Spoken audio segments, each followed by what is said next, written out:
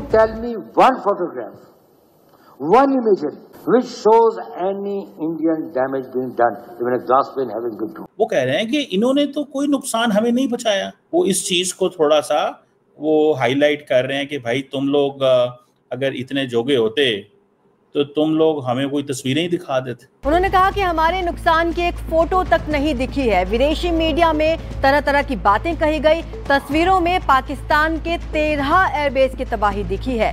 23 minute में हमने सभी 9 आतंकी ठिकाने तबाह किए। अजीत डोभाल ने कहा कि जहां से खतरा होगा वहीं हम मैदाने जंग बना देंगे। अजीत डोभाल ने जो बयान दिया है उसके बाद मुझे तो लगता है उन्होंने फिर अफगानिस्तान जो है वो इंडिया को ही दे देना है अमेरिकन ने, और फिर हमारे खिलाफ हो जाना है। और हमने जो इतनी एफर्ट की है इस सारे का कोई नतीजा आता तो मुझे नजर नहीं आ रहा। अजीत डोभाल ने उनको खुला चैलेंज दिया कि भैया ये बता दो कि हमने तुम्हारे ऊपर अटैक किया, हमने तुम्हारे 13 एयर बेसेस जो है वो समाप्त कर दिए, और तुम्हारा जो आक्रमण था उससे क्या भारत में एक शीशा भी टूटा है क्या? तो ही is basically running the entire show. South Asia में क्या करना है, दुनिया में खास तौर पे जब कनाडा, अमेरिका, बर्तानिया, बहुत सारी जगहों में बड़ा कम बोलते हैं, और उन्होंने आज एक जगह पे बोल रहे थे। अजीत डोभाल की जो पहली डॉक्ट्राइन थी, जिसका नाम ही अजीत डोभाल डॉक्ट्राइन है, वो 2011 में आई थी, और उस पर कहा था हमें लड़ने के बजाय अब ग्रुपों को सपोर्ट करना होगा। लेकिन इंडिया का तो फैसला इंडिया तो करेगा ना यार, इंडिया का हक है करना, हमारा काम है रोकना इंडिया को। दोस्तों नमस्कार। अजीत डोभाल ने आज एक मंच पर कहा कि पाकिस्तान और जो वेस्टर्न मीडिया है जिन्होंने इंडिया पाक वॉर के टाइम पर जो फेक न्यूज चलाई थी कि इंडिया के बहुत नुकसान हुआ है, उनको खुला चैलेंज दिया है कि तुम लोग हमें बस एक फोटो दिखा दो जिसमें इंडिया में कहीं डैमेज हुआ हो या कहीं हिट हुआ हो कोई ड्रोन, यहाँ तक कि एक कांच तक नहीं टूटा भारत का। ये सुनने के बाद पाकिस्तानी मीडिया बहुत जल रही है, क्योंकि हमने पाकिस्तान का एक भी ड्रोन इंडिया में हिट होने नहीं दिया। जो भी चाइनीज और टर्की के ड्रोन थे वो हमारे लोकल मेड आकाश डिफेंस सिस्टम ने मार गिराए थे, और पाकिस्तान का जो हमने हाल किया है वो सबके सामने है। उनके 13 एयरबेस को हमने तबाह कर दिया था और सबको प्रूफ भी दिखाए थे, लेकिन पाकिस्तान बस हवा में बातें कर रहा था, एक सबूत तक नहीं दिखा पाए ये लोग। तो बस यही बात बोली अजीत डोभाल ने।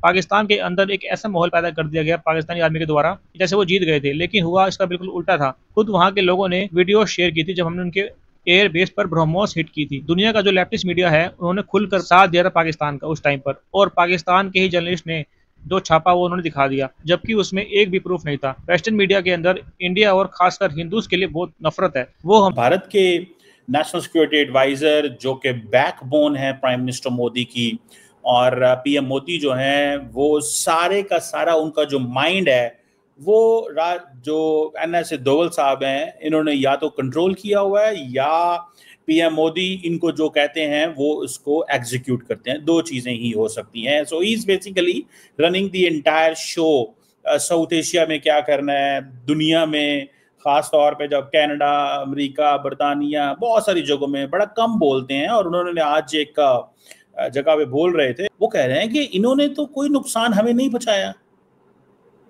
कोई नुकसान नहीं पहुंचा सके किसी किस्म का। ये पाकिस्तान ने नुकसान नहीं पहुंचाया, पाकिस्तान की कोई ऐसी पोजीशन नहीं है, इनकी कोई ऐसी वो जिसे कहते हैं जो मीडिया में आ रहा है वो कह रहे हैं ये गलत आ रहा है। This is what he is saying. In fact वो इस चीज को थोड़ा सा वो हाईलाइट कर रहे हैं कि भाई तुम लोग अगर इतने जोगे होते तो तुम लोग हमें कोई तस्वीरें ही दिखा देते। आज खुले रूप में अजीत डोभाल ने ये कह दिया वेस्टर्न मीडिया को, पाकिस्तान को, यूएस को और जितने भी बैठे हुए हैं उनको सबको कि क्या एक शीशा भी टूटा है भारत में? एक शीशा भी नहीं टूटा है। आप जरा सोचिए क्या स्केल है, भारत के आत्मविश्वास का जो स्तर है वो कहाँ है। हम डंके की चोट पे कह रहे हैं कि एक शीशा भी नहीं टूटा है। अब आप बताइए, लोगों ने सीडीएस का बयान लेके और उसको तोड़ मरोड़ करके और बहुत सारी बातें कह दी, और बीच में आपने और जो बयान आए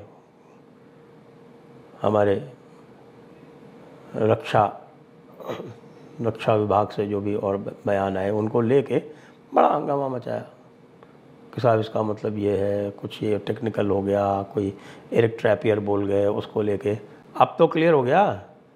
देश का NSA कह रहा है कि हमारे यहाँ एक शीशा भी नहीं टूटा। क्या अर्थ है?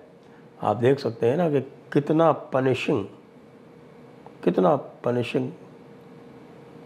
पाकिस्तान को जवाब दिया गया है, और आगे के लिए भी संकेत दे दिया गया है कि आगे जो है इससे और ज़्यादा हो सकता है। और वैसे भी सबको पता है कि भैया इंडस वाटर्स ट्रीटी पे तो कुछ हुआ नहीं। इंडस वाटर्स ट्रीटी पे ये रोते रह गए और अभी तक कुछ नहीं कर पाए।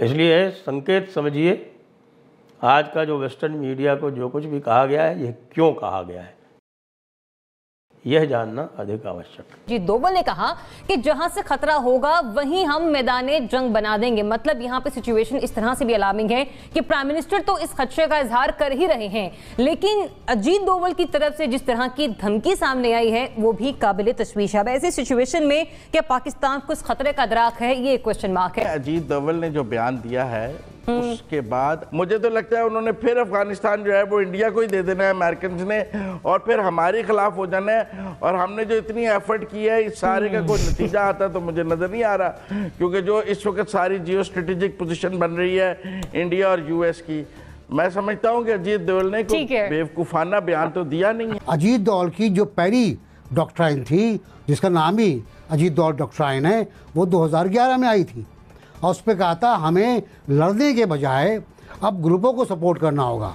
तो अगर हमें इसका नहीं पता, हमें इसका इदराक नहीं, तो हमें कुछ भी नहीं पता। लेकिन इंडिया का तो मसला इंडिया तो करेगा ना यार, इंडिया का हक है करना, हमारा काम है रोकना इंडिया को। जो अजीत डोवल की बात है, उन्होंने मोदी सरकार गवर्नमेंट ज्वाइन करने से पहले वो उन्होंने एक थिंक टैंक के साथ खिताब करते हुए उन्होंने एक टर्म कॉइन की थी, ऑफेंसिव डिफेंसिव। मतलब उनका ख्याल है कि भारत बहुत अरसे तक जो है ना उनकी अप्रोच डिफेंसिव रही है कि पाकिस्तान जो भी कार्रवाइयाँ मुबैना तौर पर करता रहा है, भारत ने हमेशा मुज़ाकरात का सहारा लिया और कभी प्रोएक्टिव अप्रोच नहीं अपनाई। तो ऑफेंसिव डिफेंसिव का मतलब ये था कि पाकिस्तान के अंदर जो उनकी अंदरूनी कमजोरियां हैं उनको आप एक्सप्लॉइट करें, क्योंकि 9/11 के बाद पाकिस्तान में दहशतगर्दी की जंग जारी थी। तो ये मेरे ख्याल में जो सिक्योरिटी मामलात को देखते हैं वो इन तमाम चीज़ों से बाखूबी वाकिफ़ हैं, और उनको काउंटर करने के लिए आई एम श्योर के हिकमत अमली बनती रहती है।